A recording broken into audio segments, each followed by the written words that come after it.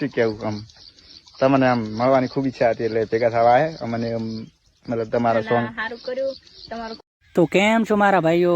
તમે એશએમ ઠાકોરને તો બધા ઓળખતા જ હશો. અને મિત્રો, એશએમ ઠાકોરે સોશિયલ મીડિયા પર વિડીયો અપલોડ કર્યા પછી અચાનક ક્યાં ગાયબ થઈ ગયા? તે હાલ ક્યાં છે, કેવી સ્થિતિમાં છે અને અચાનક ક્યાં ગાયબ થઈ ગયા? તો મિત્રો, તેના અમે આ વિડીયોમાં પૂરી માહિતી આપી છે, તો વિડીયો પૂરો જોજો.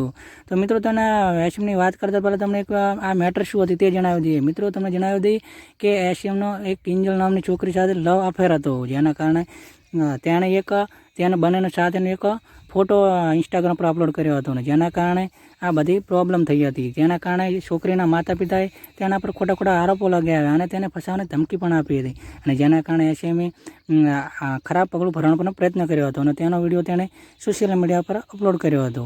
મિત્રો, તમને જણાવી દઈએ કે એશએમ ઠાકોર હાલ તેની સ્થિતિ સારી છે અને હાલ તે ઘરે છે. તેના સગા સંબંધીઓ તેને સમયે જઈને તેને બચાવી લીધો હતો. મિત્રો, તેની પુષ્ટિ તેના ભાઈએ કરી હતી, જેનું નામ ડીએમ ઠાકોર છે. તેણે કહ્યું કે એશએમ ઠાકોર હાલમાં ઘરે જ છે અને તે થોડા સમયમાં કમબેક પણ સારો સમય આવશે તો કરાવી દઈશું. અને મિત્રો, તેણે તે વિડીયો ઇન્સ્ટાગ્રામ પર નાખ્યો છે. તો મિત્રો, તમને જણાવી દઈએ કે એશએમ ઠાકોર તેનો એક વિડીયો ખૂબ જ વાયરલ થઈ રહ્યો છે. તે કિંજલ ઠાકોરને મળવા ગયો હતો, અને તે વિડીયો તમે મિત્રો આંખો નાખ્યો તો વિડીયો પૂરો જોજો.